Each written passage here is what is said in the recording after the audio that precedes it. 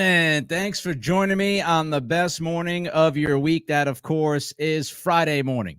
Always appreciate you investing your time. Of course, one tidbit before we get into the Patriots, the Celtics officially set for game one on Tuesday night. And that is great news for the Celtics. Every day matters for Kristaps Porzingis on his way through this recovery. So getting a couple of extra days, fantastic. Minnesota winning last night meant that no matter what happens tonight, the Celtics start that series, the Eastern Conference Finals, their 6th in 8 years. That begins on Tuesday night. They'll go every other night, Tuesday, Thursday, Saturday, and so on. Tip time is at 8 p.m., which usually means about 8:10, 8:15. On that Saturday night game, it'll be 8:30. So there's your Celtics update as we get ready for them to play against the winner of this Knicks-Pacers series. Of course, Bruins are tonight at the TD Garden. Should be a very interesting game 6 against Florida. Brad Marchand is back. All right, let's get to the Patriots. Drake Maye. Ultimately, it's all about football, right? Ultimately, it's about how he plays, how he develops, and whether or not he lives up to the standards of a number 3 pick. We all agree on that. The most important part of this entire process is how the young man actually plays football. Maye's priorities right now, May 17th on this Friday, 2024, Maye's main priorities right now, number 1, fundamentals. Get the footwork down, get the elongated motion, throwing motion, shorten that up a little bit. If there is a little bit of a hitch, like Greg Bedard says there is, then try to work on that. But work on the fundamentals. Make sure you have the very basics down before you move forward, right? It's building this foundation. The second priority for Drake Maye is the install, the playbook, learning the offense, learning everything you need to know about that offense. I think Dan Orlovsky's done a tremendous job on Twitter over the past few days or week talking about how many different things a quarterback has to learn, right, during this process. You get drafted, brought into the facility. You've got to learn a whole bunch of things about your offense, the cadence, all of that. And so the 2 top priorities for Drake Maye, number 1, fundamentals, build that foundation. Number 2, make sure that you handle the install correctly. The third priority for Drake Maye is to ingratiate himself, to start winning over that locker room right now. Don't waste any time. Make sure that you're winning people over in the right way, especially when we talk about vets. The veterans on this team, they're going to be looking at Maye, trying to figure out if he has, quote-unquote, it or not, right? Mac Jones had some issues with this. We know that his leadership at times, up and down, right? So Drake Maye, the third priority for him is to ingratiate himself with his teammates. And as far as number 3 goes, because it's way too early to know about how he's doing fundamentally, it's way too early to expect him to pick up everything as far as the install. But when we talk about ingratiating himself, winning some teammates over already, a great first impression, well, Maye is off to a fantastic start. He got positive reviews from minicamp. Pretty much everybody to a person that covers this team that was there last Saturday would tell you that Maye was somebody who seemed like he was leading his teammates. He was cheering them on. He was very vocal. There was good chemistry, not football chemistry, as much as there was personal chemistry between Maye and the team. Maye always smiling, also very competitive. So during rookie minicamp, the fellow rookies sang the praises of Maye. Now, of course, some of that is also expected. These are his teammates. They want to make sure they keep the quarterback happy. These receivers especially, Polk and Baker know that if they're going to get theirs, they got to make sure that they get in friendly with Maye, right? So they're not going to come out and say, oh, he's been a disaster. But by all accounts, media, coaches, teammates, they all say that minicamp, Maye looked the part. He looked like the leader. He took over the room. Guys had nothing but great things to say. And he has a budding relationship with Jalen Polk. I'm not just talking about them going to the Bruins game. They seemingly have hit it off. And they talk an awful lot. They seem to get along rather easily. And that should not surprise anybody, with Polk being the kind of veteran presence he is. He truly gets it. Maye seems to be a really nice young guy, who's understanding of what he needs to do to take steps forward and make sure, again, that he's ingratiating himself. So a budding relationship with Polk, nothing but great reviews from minicamp as far as personality goes. He has handled the media very well. I don't think Maye has done anything speaking to the media that would be evaluated as a slip-up. I don't think he's at a misstep. He has said all the right things. He has the right comportment up there in front of the cameras and the microphones. And if you don't think that matters, of course it matters. I mean, it shouldn't matter as much as the product on the field, of course. Again, ultimately, it's all about the football and how he plays, but how he handles the media, how he answers certain questions, how he ends up taking accountability and responsibility for his own and the team's mistakes. Remember, Elliot Wolf said one of the major reasons why they were won over regarding Drake Maye was how he handled adversity at UNC. He was one of the only quarterbacks, as Elliot Wolf put it, that stood in front of the media after tough losses. So handling the media means something. It means something when you're in the Boston market. It's market number 10 in this country. And we all know the white hot light of the media can get a little bit uncomfortable for athletes, especially here in New England. So how Drake Maye handles that media, great stuff so far.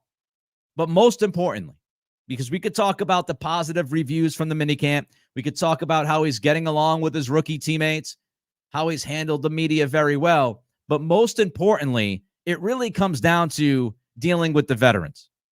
How does a young guy handle veterans? How does the rookie handle veterans? And that goes back to what Mayo said last weekend about Javon Baker. He said what he said. I want these guys to have a personality, but understand, as soon as you say what you said, you've got to back that up on the field, because if you don't, the veterans in this locker room, they're going to get you. They're going to look at you and say, you're a fraud. You're fugazi. All that Instagram stuff, all of it was noise. Stop chirping and play, right? The most critical part of a rookie's first few weeks is how he handles the veterans in that locker room. Does he quickly earn the respect of the guys that have been here around for years, right? So when you look at some of the things that have been said by these veterans about Drake Maye, it certainly seems like he's off to a very, very good start. David Andrews said on Maye, quote, he's got some good energy about him. Enjoyed getting to know him the little bit I have. Andrews talking about building a relationship with teammates, says it starts with your work ethic, coming in, working hard, trying to do all the right things. There's all the cliche things, and they are cliches, but they're cliches for a reason. A lot of it works. Gerard Mayo mentioned that Maye spent all night at the facility last weekend, spent all night there, poring over information, making sure he had as much right as he could before he stepped on the practice field on Saturday. That's going to go a long way with the veterans. When they see the rookie quarterback, number 3 overall pick, he's not walking in taking anything for granted. He's pouring through notes. He's pouring through film. He's talking to coaches. He's spending all night at the facility to iron things out. He's going back to the hotel that the rookie stayed at, and he's speaking with his fellow rookies, trying to get things down as far as the offense and all of that. The work, the fact that he puts in work is being noticed by the vets. And this also was noticed by Jacoby Brissett, the guy who is going to be competing against Maye to be the starting quarterback this season. Here's what Jacoby Brissett said on Maye. Said this just yesterday, quote, he has a lot of talent. He can make all the throws. He wants to learn football. He wants to get better. I remember when I was following Tom around, anywhere I could learn, and he's already texting me about plays and how do I think about this and cadence, all the little nuances of being in this position at this level. So Maye's not messing around. He's texting Brissett. Brissett's been obviously with Alex Van Pelt before. He's run this offense before, and Maye is taking advantage of that. He's asking questions of the veteran quarterback over and over and over again about the little nuances. He wants to know about the cadences. He wants to know about all the different elements of this offense. I'm not telling you. I'm not guaranteeing it. Far from it. I'm not telling you that Drake Maye is going to be a great NFL quarterback. What I'm telling you is, so far, the things that you would want to see from your number 3 pick, the things that you would want to see and hear about regarding your future QB1, the face of this franchise, so far we are hearing those things.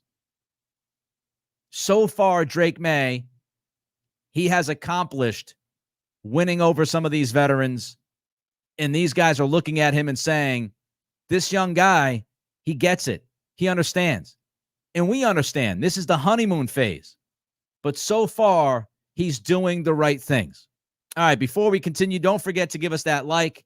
Give us a thumbs up on the YouTube channel. Means the world to us. More likes means more eyeballs. We continue to build this community. I saw a note in here in the chat.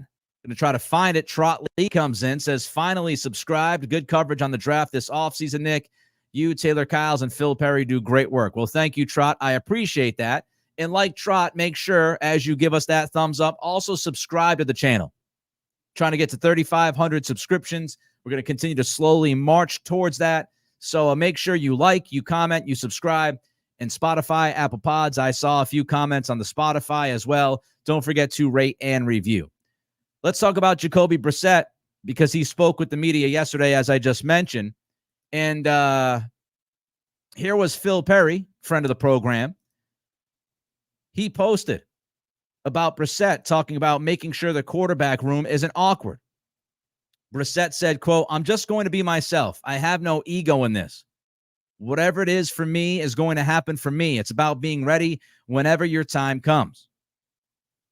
He also talked about how that quarterback room, he thinks everything is going the right way because they're all competing. They all want the job.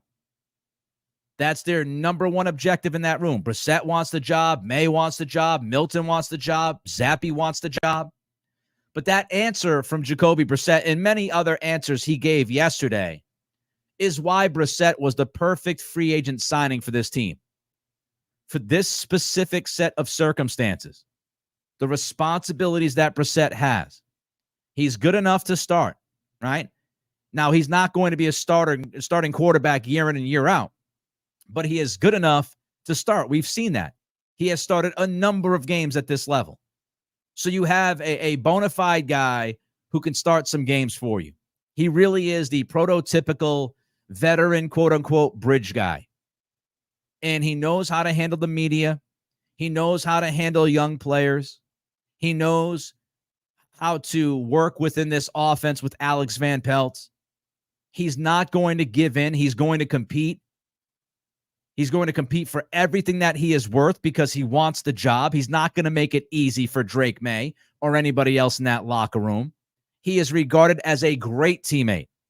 You will not hear anybody that has been in the same locker room as Jacoby Brissett say a cross word about him. And I'm talking about even as an anonymous source. You're not going to hear trash talked about Jacoby Brissett.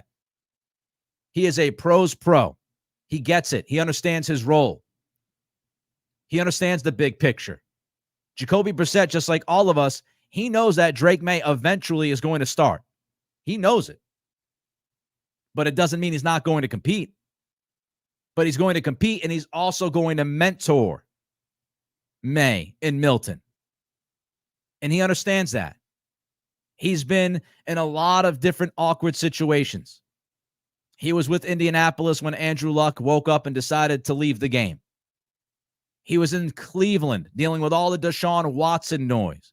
He was in Washington when they were flip-flopping quarterbacks between he and Sam Howell. He was here as a rookie learning from Tom Brady. Remember, he was thrown in last second against the Houston Texans years ago when Brady was serving that Fakakta Deflategate suspension. Brissett was thrown in. Primetime game. Thrown in.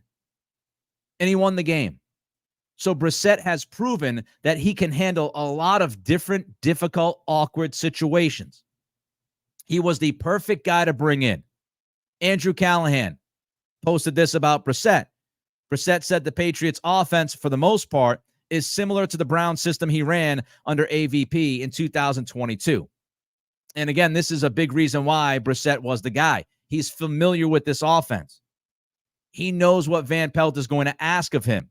He understands what he needs to do to accomplish the job. I'm sure he is very, very familiar with the verbiage.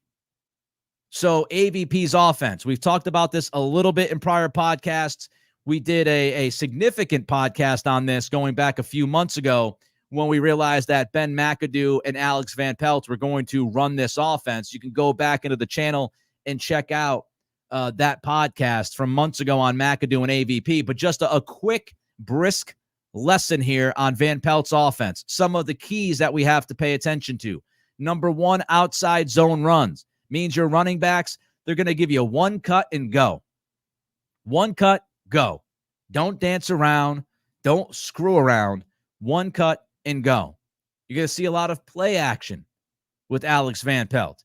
And off of that play action, you're going to see a lot of the quarterback in bootleg action as well, right? The play action, then you roll out into the bootleg and you create plays. You're going to see misdirection. A lot of the plays pre-snap, they look the same. Defenses think they're getting the same look offensively, but then you have misdirection out of that look. You're going to see that a decent amount from Alex Van Pelt. The offense attacks the middle of the football field. We talked about that as they were getting ready to draft Drake Maye, right? The reason why I loved Maye at number 3 is because he was the best quarterback in this draft when it comes to throwing the football in the middle of the field. Michael Penix, tremendous arm, not the same kind of quarterback, middle of the field, and even intermediate. Bo Nix, little safe, right? Little conservative. A point guard, as Elliot Wolf called him on the Adam Schefter podcast that we covered last week. You can look at Caleb Williams. Not as good throwing in the middle of the football field as Maye is. You can go down the line, okay? But the idea was that Maye, very good throwing into the middle of the field. And that's what Van Pelt asks his quarterbacks to do an awful lot. Throws down the seams, slant routes, all those kinds of things. You will see that as part of this West Coast styled offense. And you have a quarterback that really fits that mold. And one more thing, Van Pelt will challenge defenses downfield vertically on early downs. Don't be surprised. We're sitting here week 1, week 2, week 3 of the season.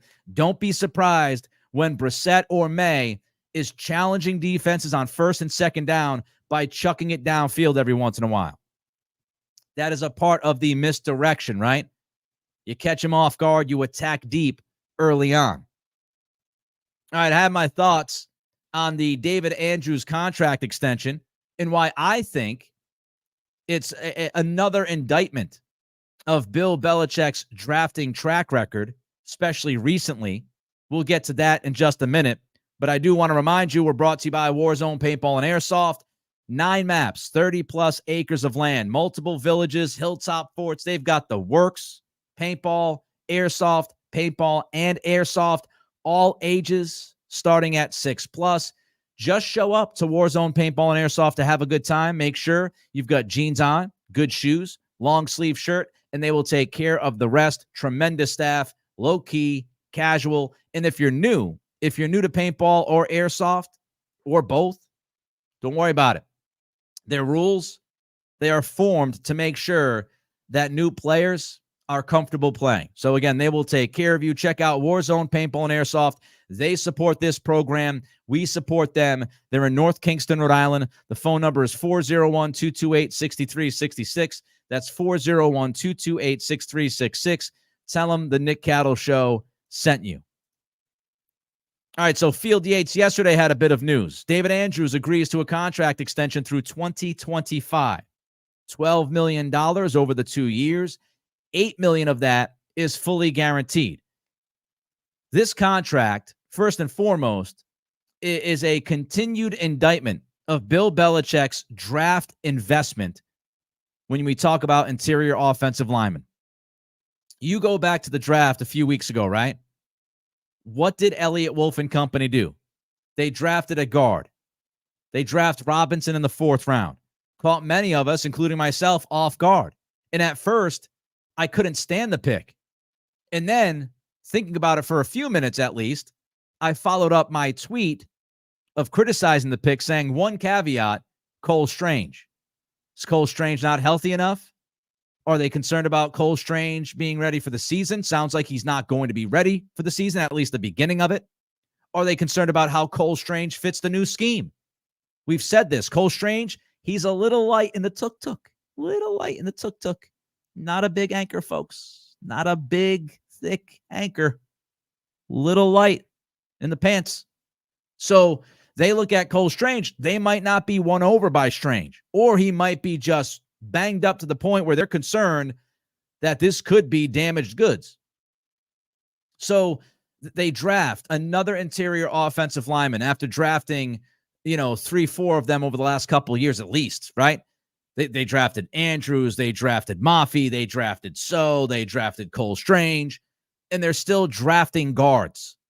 To me, that was an indictment on the prior interior offensive lineman that they had drafted, with Bill Belichick watching. And I think giving David Andrews is a further indictment of that, because we know, all of us know, how Bill Belichick operated. Belichick, especially towards the late part of the years, he would draft somebody with the idea of they're going to replace this guy in a year or two. Now, he didn't do that all the time. He didn't do that at offensive tackle. He didn't do that at tight end. We all understand that. But when it came to interior offensive linemen, you could look at it and you could easily say you were drafting Jake Andrews to replace David Andrews. You could look at the contract situation. You have a year or two to get Jake ready, and then see you later, David Andrews. Here comes Jake. Well, obviously, the Patriots now, with Elliott Wolf and Gerard Mayo, they're not as interested in moving on from David Andrews as Belichick seemingly was. You add, again, the Robinson pick, which tells us they're not necessarily in love with Cole Strange. And this is another offensive lineman, to me, that would have been unlikely, very unlikely, to sign if Belichick was still here. I don't think Mike Onwenu would have signed the contract that he signed this offseason. I think Belichick drafted Sidy Sow and Antonio Mafe as the insurance, and understanding that Onwenu was probably going to get paid a ton of money. And I think Belichick had his Mike Onwenu replacement in Sidy Sow. I think that would have been his plan.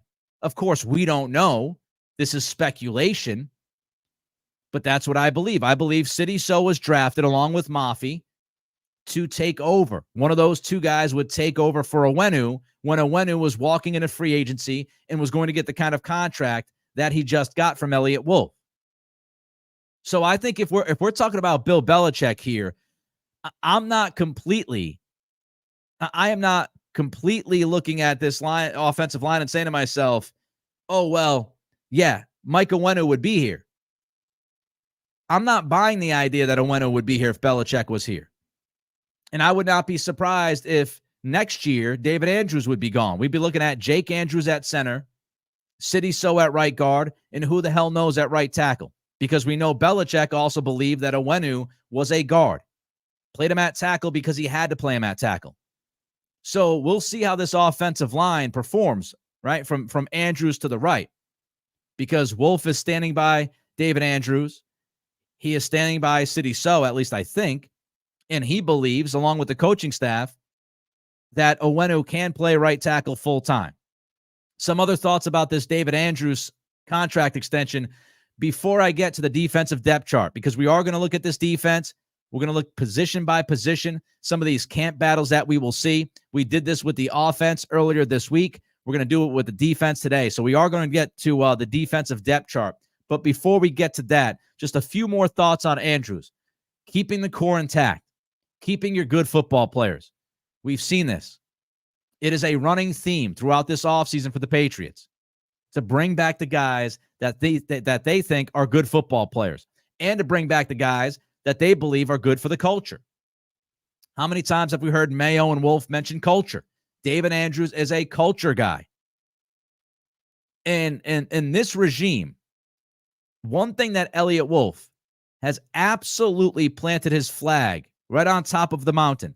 One thing is, if you do your job right, if you do things right, if you handle yourself well off the field, if you are good for the locker room and you are a good football player, we are going to reward you. We're not going to screw around.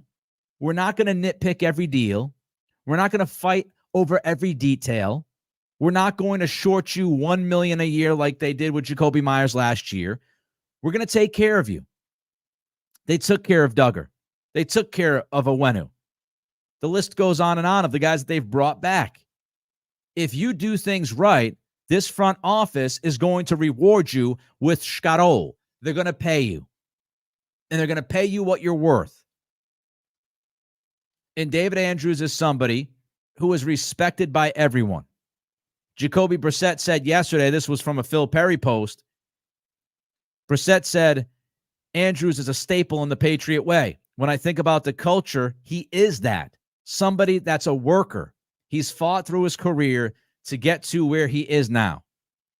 He's a beloved member of that locker room. So you do things right off the field. You're a good teammate. You're a good football player. You're not going to always be treated as easily replaceable, and we've seen that in past years.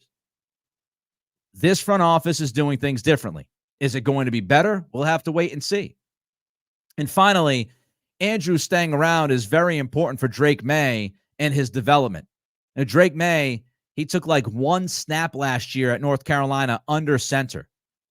College quarterbacks, they're like never under center anymore, right? I mean, you look around college football, almost every single quarterback is in shotgun formation. Almost every single quarterback is running like RPOs. Not a lot of young guys now coming up through the system that are under center. To have that relationship, that working relationship, and hopefully also personal relationship between David Andrews and Drake Maye, they continue to work on that during this camp. And then whenever Maye starts a game this year, because I do think he ends up playing at least one game this year, if not many, now Drake Maye has that relationship and that communication with his center, which is very, very, very important. And now Andrews is wrapped up through next year. So now Drake Maye has a good base in front of him for the next 2 seasons. Andrews, by the way, still a pretty damn good football player. So I like the bit of business done by Elliott Wolf. All right, we'll get to the defensive depth chart in a minute. But if you want to support the show, one of the best things that you can do, never asked this before, but if you want to support this show, one of the best things you can do is share it on social media. You can tag me at Nick C Radio. You see it up here, at Nick C Radio on Twitter. So make sure you do that. That helps us get the word out. As far as, liking and subscribing and commenting and rating and reviewing, all of that stuff helps. But also social media, if you can share certain clips of the show that I throw out there, tag me as well at Nick C Radio. It would be very, very much appreciated. All right, let's get to the defensive depth chart now. Let's go through the knowns. There are some knowns defensively, right? Christian Gonzalez is your cornerback 1. Breaking news. So Gonzo is your number 1. And we talked about him a little bit yesterday. He is a bona fide, shutdown, outside corner type talent. He is freaking legit. So there's no doubt that's one spot all set for you. Outside cornerback number 1. We know who it is. We know how good he can be. Christian Gonzalez. Matthew Judon will obviously start on the edge. He's another guy that is a bona fide stud. So Gonzalez and Judon solidified. I would imagine early downs, you will see Devon Godchow to go along with another guy who is a bona fide stud. The way he played the last 2.5 months last year, just getting his big, fat contract extension, well-deserved, Christian Barmore. So I think you'll see a lot on early downs, Barmore and Godchow. You have, by the way, a lot of pass rushing options on the interior of this defensive line. You've got Barmore, you've got Aquale, you've got Keon White that you can slide inside. Armon Watts, who they signed to that one-year deal from Pittsburgh. He is somebody else who can get pressure through the middle of that offensive line. So I like their interior defensive line pass rush. They've got some guys there that can cause some havoc. That's a good thing. Linebackers, I think you're steady, right? We should expect Bentley and Tavai to be your starting linebackers. So you got Gonzo on the outside, OCB1, Judon on one edge, Barmore and Godchow in the middle. Your linebackers, Bentley and Tavai. I'll get some more thoughts in a minute, but I just saw this come across as a super chat. My guy, Kyle Kirk, my goodness, a $25 super chat. Thank you, Kyle. That'll buy me a couple of cold beverages later on tonight. What's happening? I don't think Maye touches the field until week 15. Brissett has to help this entire offense learn the scheme that he knows. Keeping smart vets like DA helps install the offense throughout the unit. Yeah, keeping smart vets absolutely helps. Andrews, obviously, center, can make some calls, need be. As far as Maye not starting until week 15, that's entirely possible.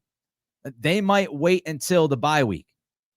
They might wait until that bye week to give Drake Maye the extra week of preparation to take over.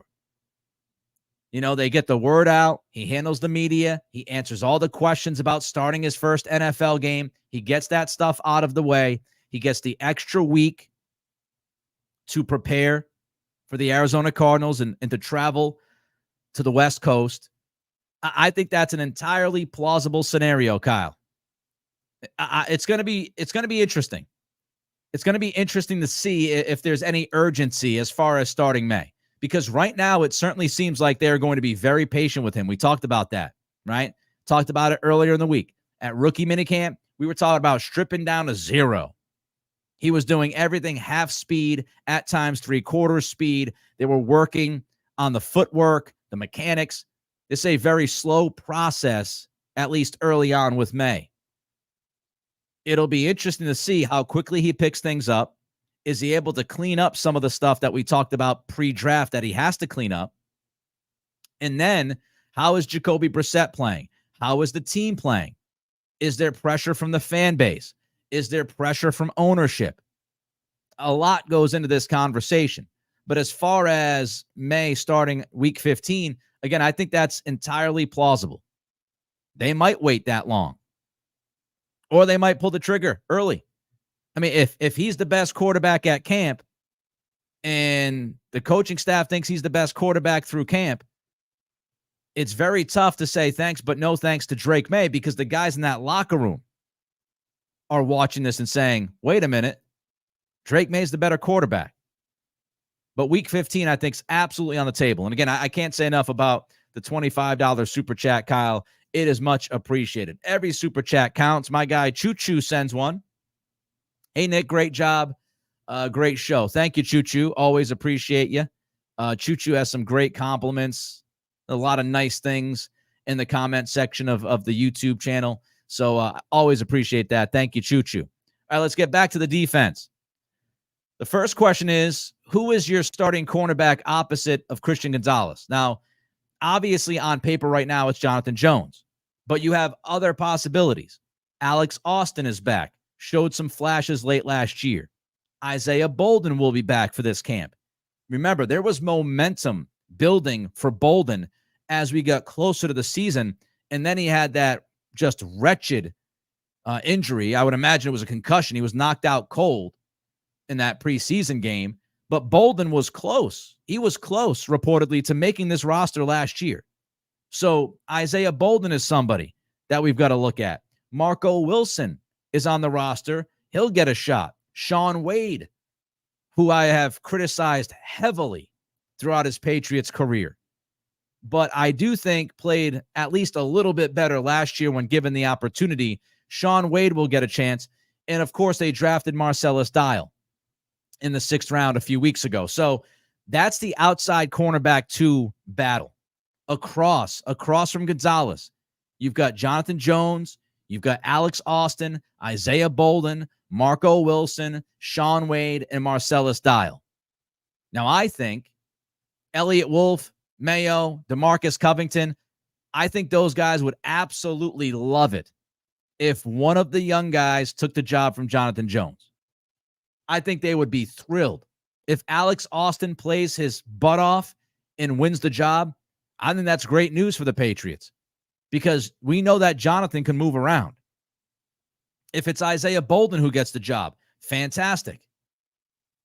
So you've got Austin, Bolden, Wilson, Wade, and Dial battling the incumbent Jonathan Jones. Then you can move to nickelback. And again, as we just talked about Jonathan Jones, if he loses the job on the outside to one of those younger guys, it's very easy to imagine Jonathan Jones sliding in, becoming kind of your nickelback. He's got a lot of versatility, but don't overlook Marcus Jones. Marcus Jones, if Marcus can stay healthy, I think he's going to be an impact player for this team, and I think he's going to be an impact player for this defense. Do not overlook Marcus Jones. He's got to stay healthy, but Marcus Jones could be a big piece to this secondary puzzle. So nickelback, you've got Marcus, you've got Jonathan Jones. We'll just call them the Joneses. I would imagine one of those two guys have the inside track. Free safety. Who knows? 4 different names I'll give you, right? Jabril Peppers, obviously, could be thrown back there. Marte Mapu. We've been told that Mapu is working with the safeties. He is in the safety room. If that's the case, I think they will give a shot to Mapu to see if he can play some free safety. So you've got Peppers, you've got Mapu, you have the Joneses. I think both of the Joneses could play. Jonathan Jones could play free safety. Marcus Jones could play free safety. I would not be surprised if we see those guys getting at least a couple of snaps. And Joshua Bledsoe, who has slowly improved and his stock has gone up over the past couple of years, I think Bledsoe will get a shot. So you've got Peppers, you've got Mapu, you've got the Joneses, and Joshua Bledsoe. I think you start there with free safety. Strong safety, Kyle Duggar. Play him at strong safety. Throw him closer to the line of scrimmage a bunch. Get him back to his comfort zone. That's what he does best. I don't want Duggar being the deepest guy in the defensive backfield. I don't want that to happen. I think that is a mistake. You've got to play him in the better spot. Don't give him the ranging free safety position. I don't think that's what he is. So strong safety, you've got Duggar. You can play Peppers, obviously, at strong safety. And you've got Jalen Hawkins, who is more of a special teams guy, but he has also played strong safety in the NFL. He started a number of games going back a couple of years ago. I think it was for the Atlanta Falcons. So strong safety, you've got Duggar, Peppers, and Hawkins as possibilities. Who starts opposite of Judon? That's a legitimate question. My thought here is that right now, if you had to handicap it, I think it would be Anthony Jennings. I believe Jennings right now would get the early snaps opposite of Judon. Josh Uche will likely stay in his sub-pass rusher role. I think you'll see Uche on third down. But early downs, the way Jennings finished the year last season and the contract that he got from Wolf this offseason, right now on paper, I think your starting edge players are Judon and Jennings. That's what I would guess. But it doesn't end there, right? Because Keion White also is part of this equation. Keion White can play on the edge. He can play inside. So, does Keion White get snaps across from Judon? I think he'll at least get some of them. And how quickly does White develop? We saw flashes last year. There were times that White just jumped through the screen, right? Just a play waiting to happen. If White takes over at camp, White could easily start opposite of Judon. And then Jennings is the next guy up. But I think you start with Jennings opposite of Judon.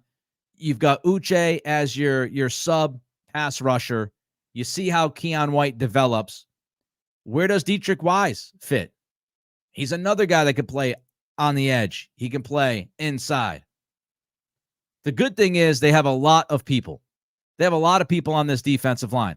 They might not have that stud pass rusher number 2 guy that can play all 3 downs across from Judon. They might not have that guy, but between Jennings and Uche and White and Wise, they have good players. They have good players. And I'm not worried about them getting pressure. They schemed up a bunch of pressure last year, and I think you'll see Covington do the same thing this year. They've talked about being aggressive. They've talked about turning the offense over. So they've got a number of guys that they can play on that defensive line, and they've got a number of guys that they can move up and down the line, which is good. But you're really solid with, I think if you've got, Jennings to start opposite of Judon. Judon is your guy. In the middle of that defensive line, you've got Barmore being a beast. Christian Gonzalez, outside corner 1. Whoever wins the competition, outside corner 2. If the season started tomorrow, it'd be Gonzalez and Jonathan Jones. I would not be surprised if you see more of Marcus Jones than we think on the back end, and you'll get a lot of Peppers, and you'll get a ton of Duggar. So that right now is your defensive depth chart. Don't forget to give us that thumbs up. Don't forget to comment on this video. Subscribe as well. Gunning for 3,500 subscribers to the YouTube channel. Rate and review. Good luck to the Bruins tonight. Everybody enjoy your weekend. Have a fantastic time. Be safe, but make sure you enjoy yourself. Until Monday at 11 a.m., this is, of course, the Nick Cattle Show.